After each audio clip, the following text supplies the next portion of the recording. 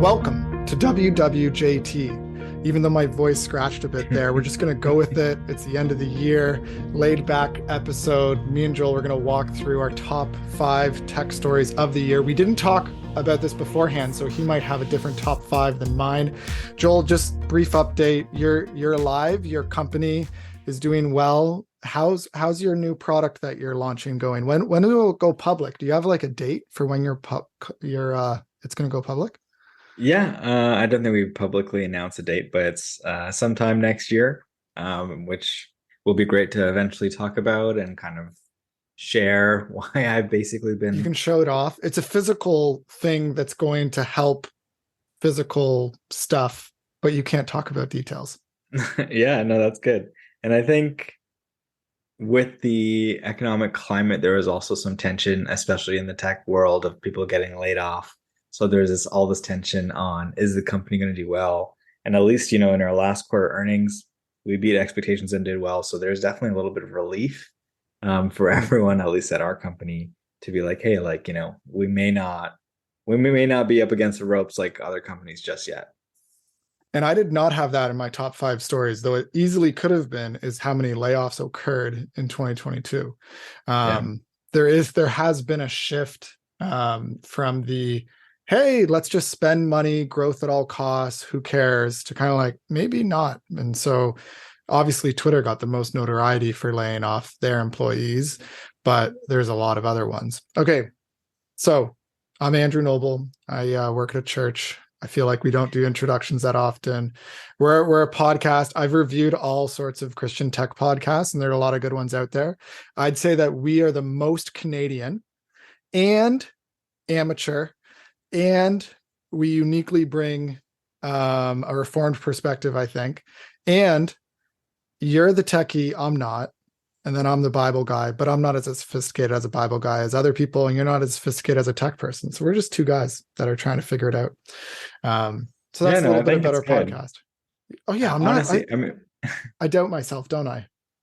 yeah, I mean, it's just natural tendencies to be overly critical of yourself. But honestly, like from the ones I've listened to, I think we provide real tech content and real deep theology. So we were not afraid to go into the meat, so to speak, rather than kind of talking at a superficial level, which there's definitely value in that. All right, I'll leave it there. That's the shout out for WWJT. What would Jesus tech? Let's think about the top news stories of the year. My number one story. Are you ready for it? You got your number one story. We'll Yep, yeah, compare. we'll We'll see see if if it's this the is on your same. list. My number one story is the Twitter takeover. Oh, really? Oh, that Yeah, was not I my think number that's the one. number one from a context of you think of just how the world works now. You watch TV, and what do you do when you're watching TV? They quote Twitter. Like it's you That's can't true. even watch cable news without being it filtering through Twitter. It's the man on the street interviews, all the journalists. It's heavy with journalists in terms of the people on there, Hmm. and just the Twitter takeover and all of the things that have come out of that. So not only do you see some of these Twitter files, the reports Right. of all the left-leaning approaches, the manipulation, you could say, of the last Oh, election maybe totally. was less Yeah. so Russia manipulating the election in 2022, and maybe more so the FBI telling Twitter what they should and should not post. I won't go into the details of it, but basically as a public square, Twitter is not the public square. I think when people think of it as like the only public square, then no, that's not true. There's lots of forms for it. But Twitter functions as a public square. It functions as a place for discourse in society, a place to work through ideas and to challenge those ideas.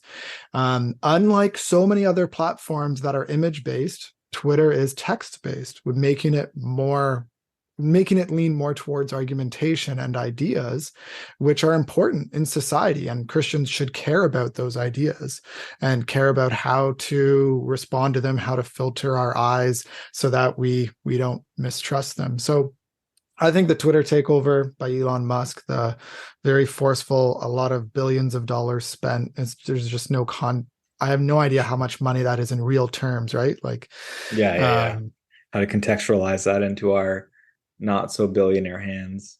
but it's a Um, big it's one. It's a big it's one. I think it is. I think it's definitely up there. It wasn't even on my top five stories. But Wow. I think, hearing you talk about it, it definitely is impactful to our society and to the world. It's a technology we've talked about, multiple times on the podcast. And I think there's a little bit unknown about where it's going to go. There's a lot of hidden stuff that was revealed, which is great. I think the transparency and everything is great. But just the other day, Elon was on a Twitter Spaces conversations with George Hotz, who growing up, he was like a famous hacker. He would like hack PlayStation and iPhone actually and stuff like that, the first one. But he's now like a white hat. So paid to actually do it professionally for security. Anyways, sorry to digress.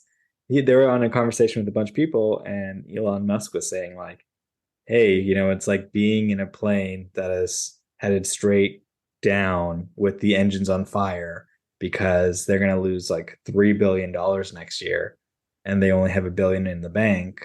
So it's like the company could end. And it's like, hey, we're hoping to try and make it, neutral by cutting off a lot of people, like laying off a lot of people and doing different Yeah. changes. It's crazy to think what would it be like if Twitter wasn't around next year, right? Or like, would someone make a new one? Like, what would happen? So, I do think that's possible. I don't think that's likely because the thing about Twitter right now is that it is where so many people are. So you're going to get a higher degree of engagement. Twitter was one of the few places in the world where you can talk to a stranger and it not be awkward. Like it actually mhm. facilitates some of that. But yeah, Elon Musk, I was like, we were giving him a benefit of the doubt on our podcast on Twitter. But he has made many mistakes, including Yeah. saying, oh, you can't link to other platforms. Like that was the most recent one that he announced or Twitter announced during the World Cup, obviously trying to make it Mhm. go under the radar. But yeah, they're saying you can't link to Instagram, you can't link to this, you can't link to any competitor social media. And yet he says what was not in that list, notably, was TikTok. You can link to your TikTok profile, probably because Elon Musk has interests from a business perspective in China. So he's Oh, I did not think Elon, that at all. yeah, it's like all this stuff. So, anyways, like I think there are some people who see Elon Musk as like Satan or the Antichrist or Right, whatever, and right, others right. who see him as a savior. I'm like, he's neither of those things. He Yeah. definitely personifies, if you think about biblical categories of leadership of prophet, priest, king. He is a kingly dude, but he needs more prophets to correct him. Right. So he's like the King Solomon who knows how to build riches and all this kind of stuff, but he needs some prophets to speak into his life in order to direct him in the way of the Lord. And I'll just That's leave it there. yeah, no, I agree with you. I mean, I haven't looked into the stories. I'm skeptical about the part of him endorsing Chinese businesses because he has business in China. Well, I can see the connection. I do think maybe I view him more on the noble, trying to do noble things, Right. where I'm like, hey, like he values privacy and all those things too. So he knows TikTok would leak some of that or doesn't have the security protocols that other companies do. But that will be an interesting one to see how it plays out. And I think he might remove himself from the CEO role to take off some of the heat, right? So Yeah. I don't know if you were alluding to scripture there, but one of my favorite verses, Isaiah 32:8. But the noble makes noble plans, and by noble deeds they stand. This is like straight from scripture. And it's speaking about leadership. It's speaking about the foolish leader and the wise leader. For fools speak folly, their hearts are bent on evil, they practice ungodliness, they spread error and misinformation. I added the misinformation part concerning the Lord. The hungry they leave empty, and from the thirsty they withhold water. And I do think that good leaders are not just money makers, they are ethical. And we've talked about this in the podcast too. Okay, that's my number one story. Your number cool. one story, Joel. All right, number one story is ChatGPT, Yeah, which for sure.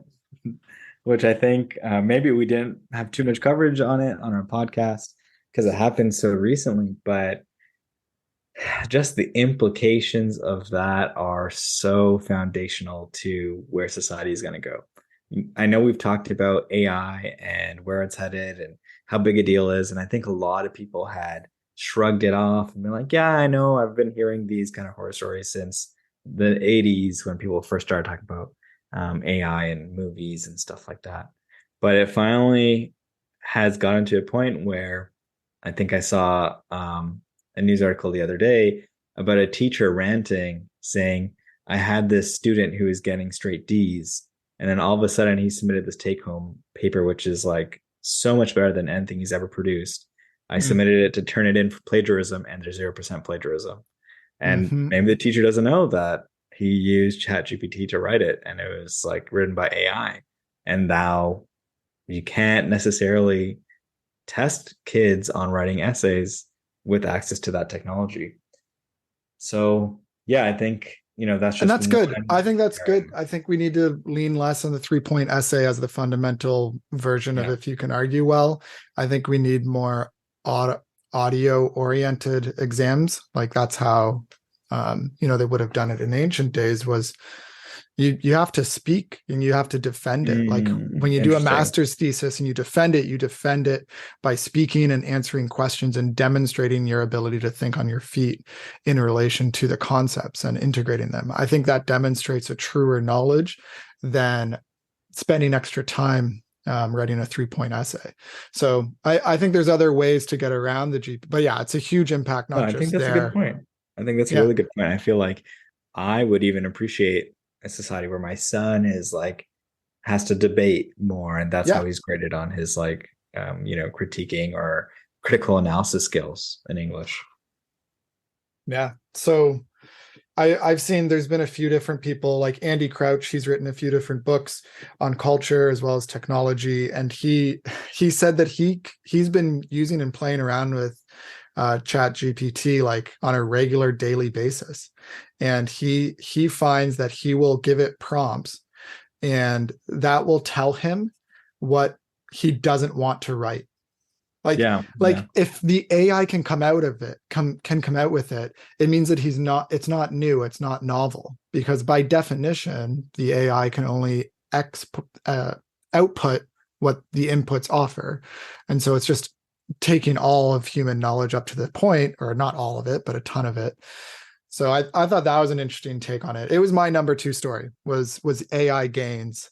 And I included the art side too, because there's that piece as well, is the ability to just input prompts for whether it's deep fakes, or for it was viral more over the summer and early in the fall, was images. I forget the name of it, Dolly.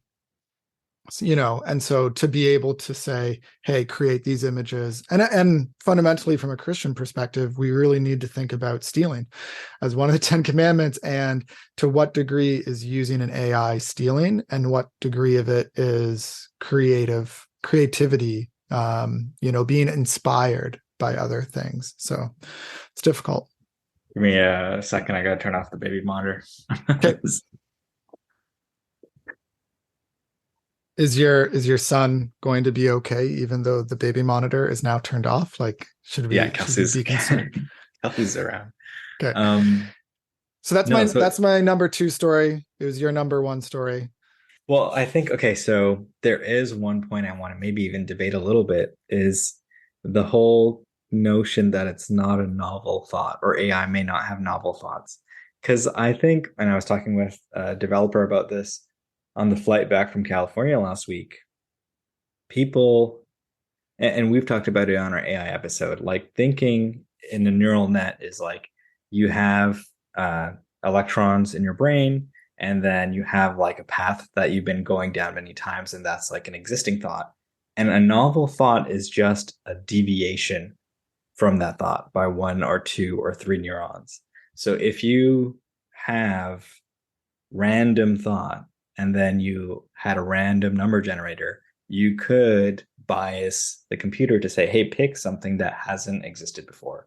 Or if I would actually take it into a more personable example, the Impressionist, when they were doing painting, they started this whole new creative way of painting by doing like little dots and like making smaller strokes to create like this impressionist painting rather than the realism that was very popular before that.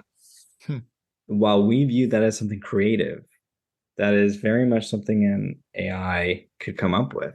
So I think it's the whole definition of creativity, I think, will have to be a little bit more clear or defined. Um, because I do think AI can come up with novel or creative thought. It's not necessarily something that's been out there that it's reusing. It could be like just using the fundamentals of ABCs, right, to create a new or fundamentals of words to create a new sentence, right? It doesn't have to be like an existing sentence that someone else wrote. Yeah, I see what you're saying, and there's a degree to which what is an original thought? How can you really come up with anything original? We're Yeah. all from birth just filled with mirror neurons in order to copy all this stuff, and that's what we do. Yeah, I don't know. I think that's an interesting point. I've no way of debating it. I'm just kind of like, yeah, I'll concede it. Well, I mean, and that's exactly my point is like, and you've already agreed, but I just want to labor a little bit more. We as kids, as we grew up, we were taught certain things, and that's how we created our, baseline. And the same thing happens with an AI. So I don't know. It's my number one. I feel like it's super jarring and thought provoking and going to be impactful for all of us in the next year.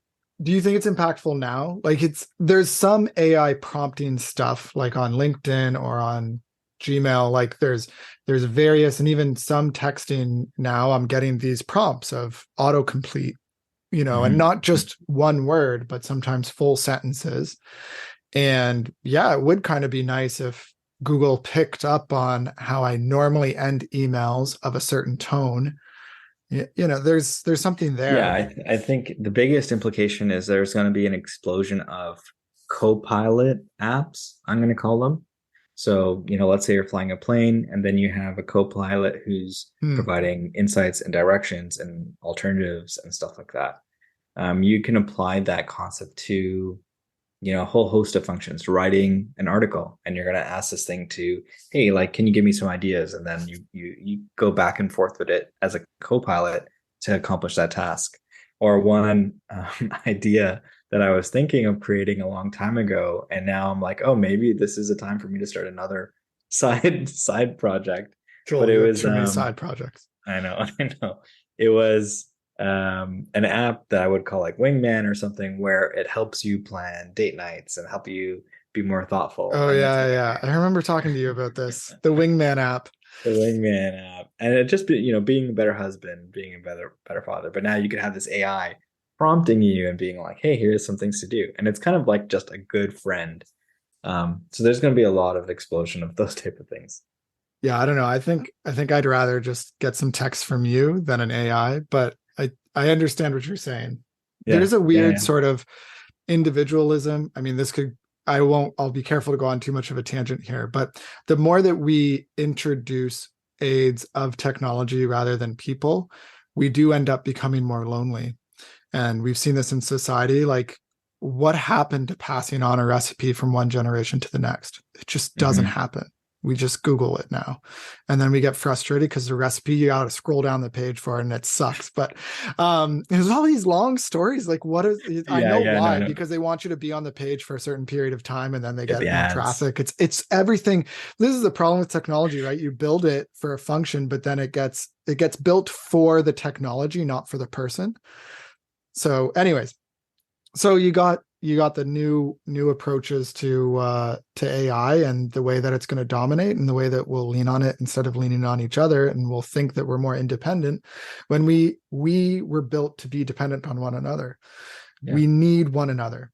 Every person listening to this podcast is not an isolated brain on a stick. They are an embodied soul that was created by God to live in community, and they ought to get out of their house and not just go through the self checkout at a grocery store, but to interact with other human beings and to sit with them and talk with them and hug them Yeah, and eat with totally. them. So, yeah, let's introduce the tech, let's use it, but let's be aware of how we were created to live. Okay, we got to be faster now. We're We at may two we may two get to only down. top three, so you gotta No, really we'll go be. through we'll go through all of them quick. We'll get through them. Okay. So AI gains, Twitter takeover, All the right, now other this is one what's that your third one, or do you want me to do what's my my second third one? one? I'll do my third one. My third one is changes to Apple's tracking permissions. Oh, also So not something captured. Yeah. Facebook blames Apple after a historically bad quarter, saying iPhone privacy changes will cost it $10 billion. $10 billion. The context here is that Apple said privacy is super important to us. So you know what we're going to do? We're not going to allow your Facebook app, when you have it on your phone, to also know what you're doing on other apps. So let's say you're on Facebook and then all of a sudden you go off Facebook, you go on Amazon on your phone and you search for a certain book. Well, Facebook prior to this was using that data from your searches on Amazon to give you more personalized ads on Facebook. Well, Apple decided we're going to take away this feature, or at least we won't make it by default what users experience. Users have to give permission to Facebook and to every other app to track your data outside of the app. And when users are given the option, people, they're not just users, people, when they're given the option of, do I want this company that exists for the purpose of making money and is manipulating me psychologically in order to be addicted to this thing? Do I want to give it more data? Oh, you know what people choose? They choose no, right? Mm-hmm. Of course they choose no. And so now Facebook is losing money. And many businesses have noticed an impact of this as well. And so I think it is a big deal. Kind of an under the radar change in 2022. That again is a sign of the times of more and more people steering away from social media or being concerned about the impact that social media has. Yeah, I think it's even more compounded by the economic recession where advertisers are going to be spending less money and Facebook makes money off of ads. So no longer are their ads less accurate, or, maybe they're not as accurate as they used to be. They're also getting less advertisers. So it's almost a triple whammy because the third one, and we'll come back to my number two, the third one on my list was Facebook's launch of the Metaverse and the Yeah. Oculus Quest Pro. And they had spent and bet so much of the company on this, and the financial markets were saying, hey, you're spending all this money, but we don't see where you're going to make the money back. So we don't think this is a wise decision. So we're going to sell your stock because it's not going to be worth as much later on. So, this, confluence of problems has really been hurting Facebook. And that it's been a surprising flip for what was such a, top 5 tech company. And I think, I do think VR and AR are going to be huge. I think Metaverse is going to be huge. It might be called different things by other companies in the space. And to your point, Facebook needs to own the next platform so it can kind of monetize and survive. Like, for example, right now, Apple is cutting them out. Google is cutting them out. They don't have a phone. They don't have like a browser. So they publicly said it's a life or death situation for them to own the next platform, or else they'll never be able to achieve their true potential. So it's definitely related to how Apple's affected them and how they bet the company, but it's probably just investing too much too soon. It's interesting. There's so many layers of tech in every device you use. So, you think about Elon Musk spending all that money on Twitter. Well, what if Apple were to say to Twitter, you're no longer allowed on our phones because you're allowing too much whatever misinformation on Twitter, therefore you're not allowed on the phone. So there's all these layers, and that's why some people would say that we're not living in an age of democracy. We're living in an age of technocratic rule, where it's these technology companies who really are deciding the terms of society because they hold the permission. And this is where governments get concerned. And that brings me to my number 4. And we'll get back to your number 2, but it fits in so well, is Bill C-11 in Canada. We are a bit Canadian, and I'm going a bit abstract, but Americans should learn from this experience that we're going through in Canada. The bill has not been passed yet, but it would basically update Canada's broadcast laws so that they cover streaming platforms, including Netflix, Amazon Prime, and YouTube. So YouTube has been loud and clear against this. YouTube is giving me prompts when I'm on YouTube to like speak to your MPs about this. Wow. Essentially, there's this government organization set up in Canada called the CRTC. What it does right now is it says to radio stations, "Hey, are you playing enough Canadian content? Let's play some more Canadian content." And a lot of Canadians might not even realize this, but this is what we've allowed in Canada is ensuring that there is culturally created content for us, that we don't just only listen to American stuff. And that's why we might get more Drake than you might like, because Drake's Canadian. So, hey, we get more Drake, right? And this includes, the powers to impose financial penalties against people and businesses who violate these terms. And it would give them power over the algorithm. So the YouTube algorithm of what, videos you might like, all of a sudden, Canada, through the CRTC, could impose what videos. Well, you can think about the power that this means. Obviously, if the government's perfect and good, then okay, who cares? But it also means that the government could say, you know what, Jordan Peterson videos? Nope, he's very critical of our government right now, and he's part of a misinformation group. Or the National Post videos, because they're more right-wing leaning. Like, if we give this power, and the terms haven't been decided yet, so it's just like, well, the CRT gets to decide the terms. Well, wait a second, that means it's out of the realm of democracy and it's in the hands of this bureaucracy. It's a pretty scary bill. Like, it's very scary. Yeah, in terms of democratic principles. My initial thought is that if that bill passed, we'd have more Canadian YouTubers being promoted, which means more WWJT videos. But so it's good for us. All of a sudden, when Christians in Canada are searching YouTube, they won't get the others, they'll get us. Yeah. Oh, that's great for us, Joel. No, Joel, I don't think that's fair.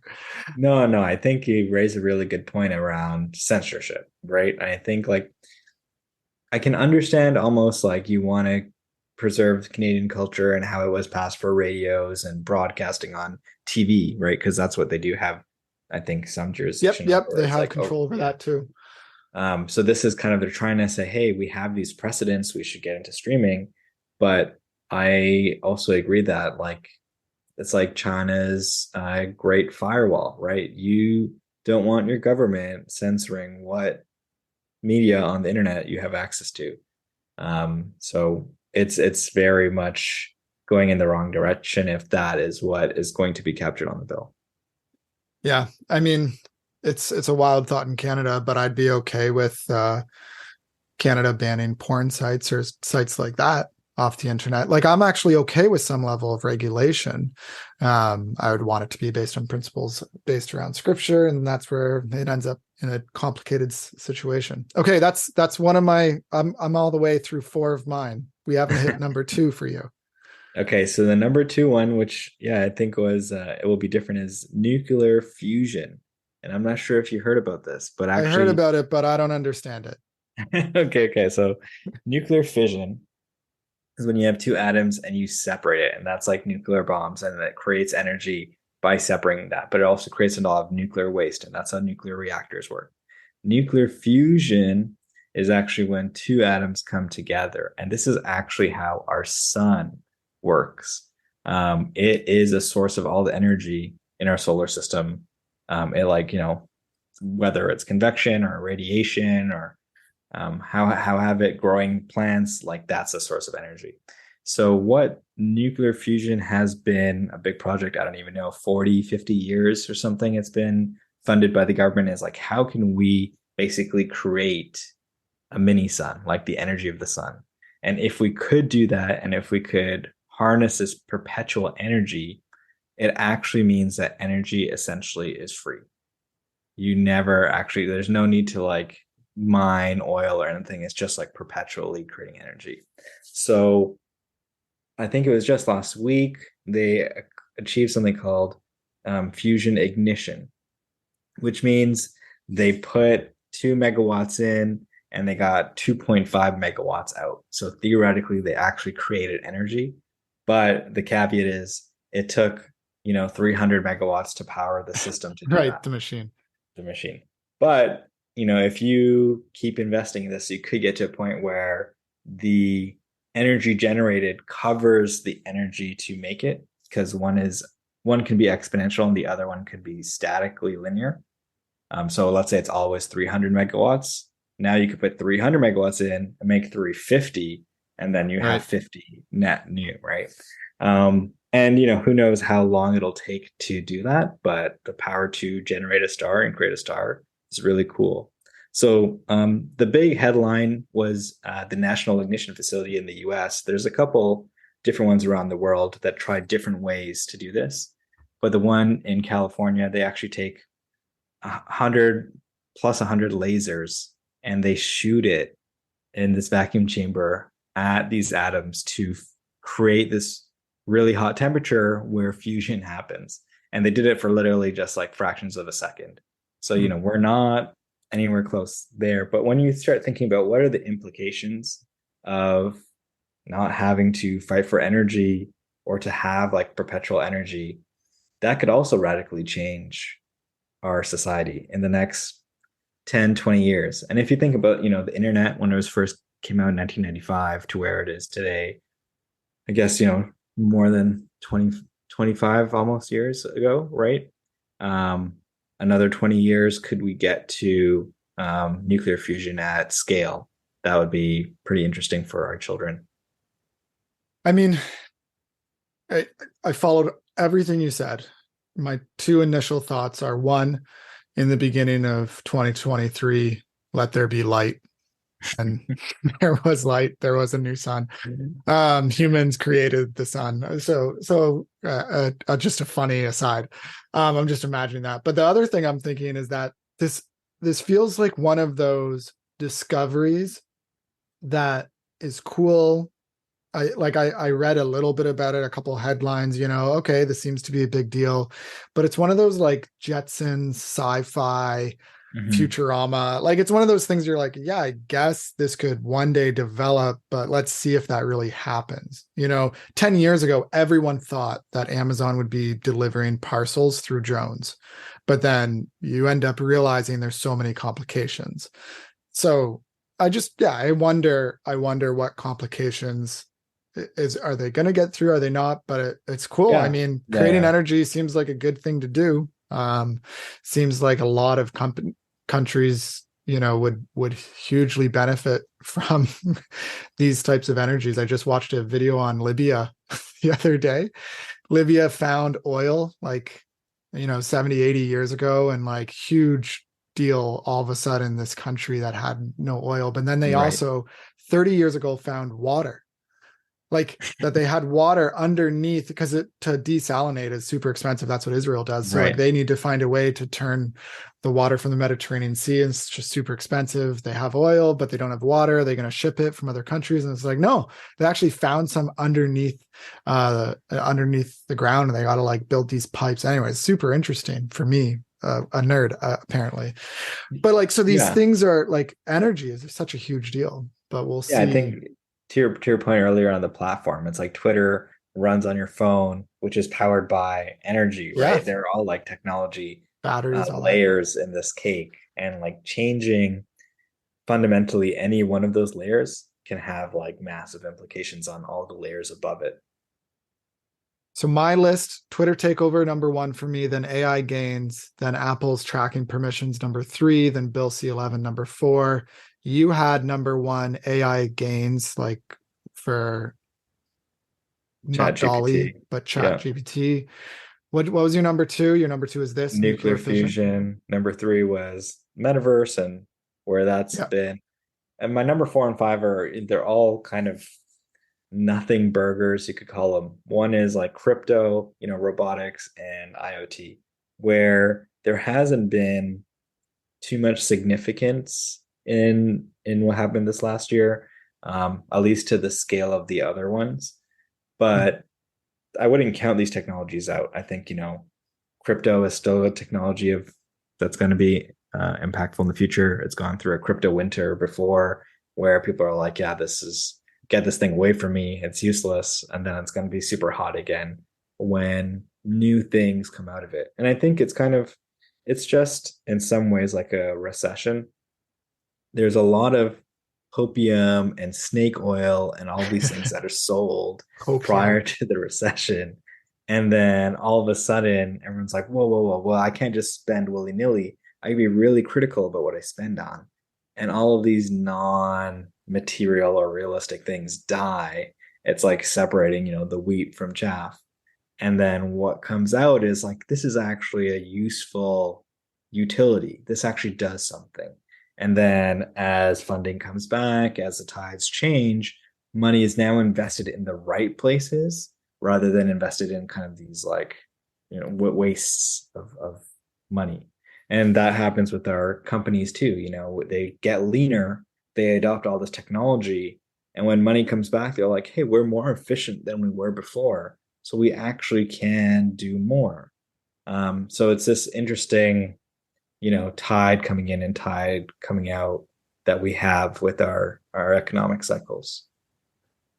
Yeah, I had honorable mention is crypto being such a, you wouldn't have predicted that a few years ago. Maybe you'd say like crypto is going to continue to grow. Some of this is like the Sam Bankman story of Mm-hmm. like the fallout FTX, of yeah. that, like that.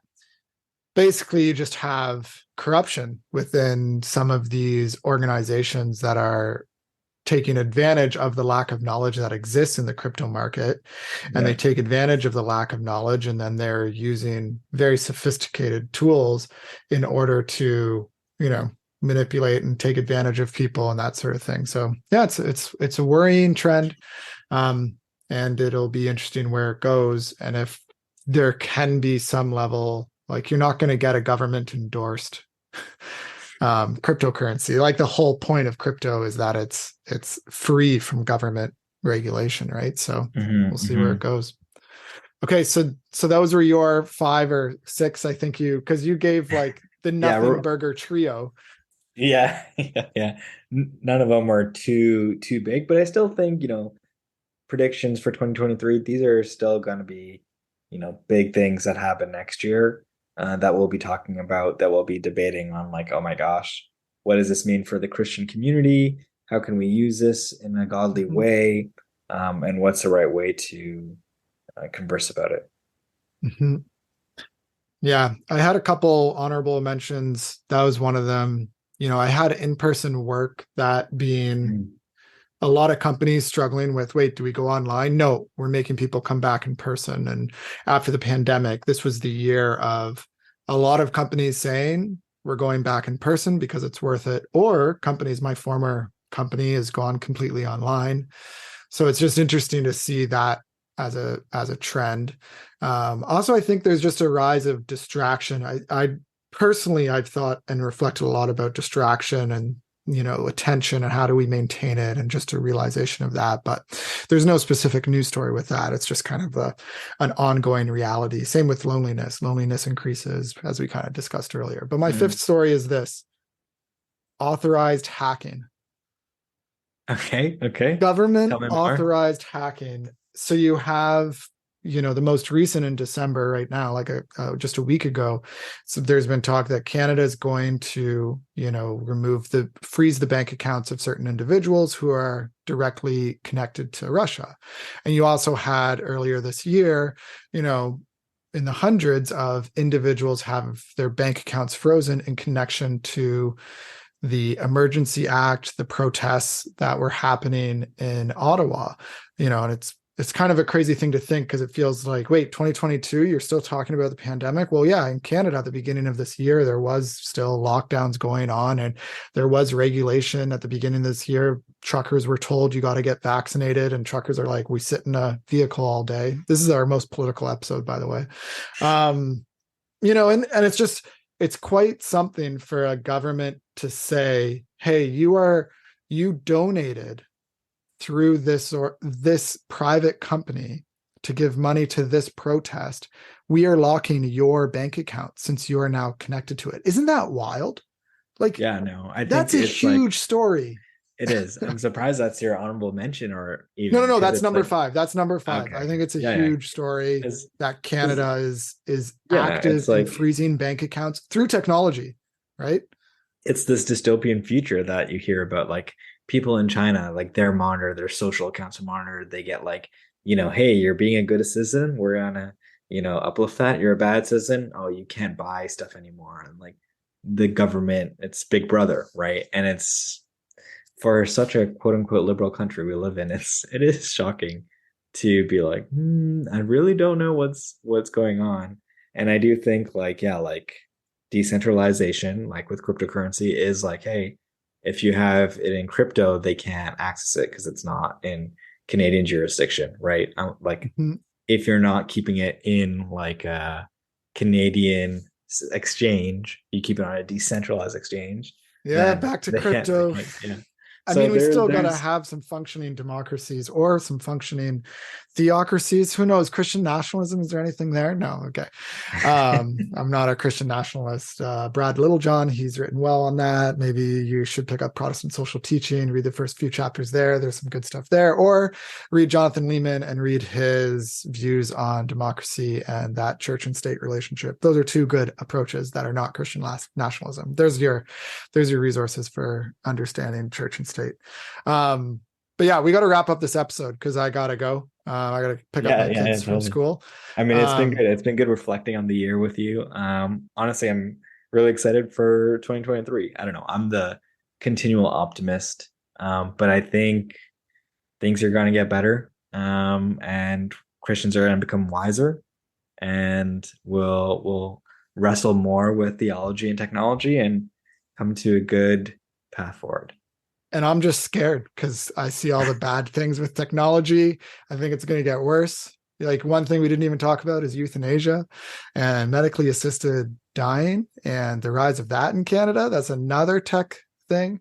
Anyways, it's wild times we live in. But you're right. We fundamentally have a hope that is not of this world. We have a Mm-hmm. hope that is eternal.